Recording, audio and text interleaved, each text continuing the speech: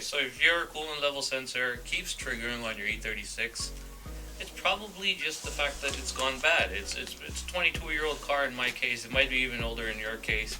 Yeah, they go bad. It's older pieces. They're plastic. It's a very simple thing to swap. You might not even need to remove your entire fan shroud, because the actual coolant reservoir on the E36 is integrated.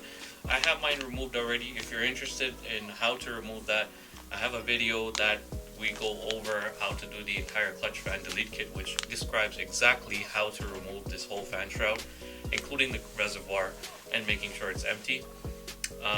But you can also do this with the fan shroud and the clutch bottle, or the coolant bottle, exactly where it is.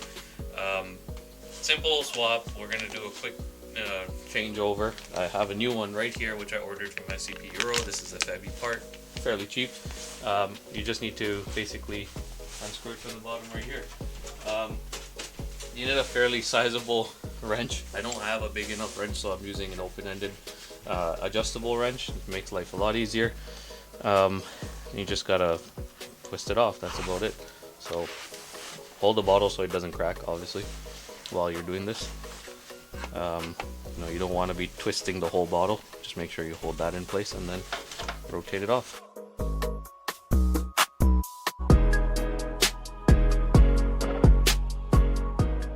If you're doing this while your reservoir is still full, be ready, because all of that's going to fall out.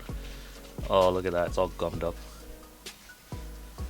Maybe that's the reason why it stopped working properly.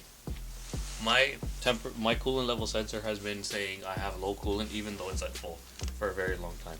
So I think it's a worthwhile swap, because that's also very gross. It's probably just the original sensor from BMW back in the day. Actually, before I install it, my thought is I should probably clean up the reservoir, because there's a lot of gunk at the end here.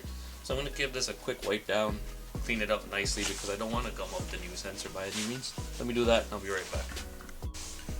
Alright, and we're back. So I cleaned up the threads, and also just on the inside there, the dirt wasn't all the way up, it was just actually at the bottom. That's where all the dirt will accumulate. The new one actually comes with a rubber O-ring on the inside already, so we don't have to worry about that. And then we just kind of insert that in, rotate it down.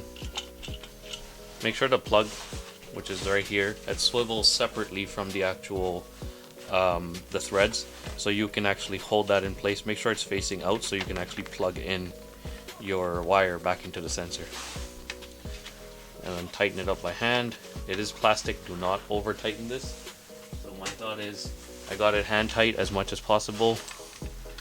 It's about there, and then all I'm going to do is just take my wrench and tighten it just a little bit more. Not too tight, because it is plastic again. That's about it. That should be good. And then you're done. Simple as that. Plug in your wire for the sensor and you're done. Thanks for watching.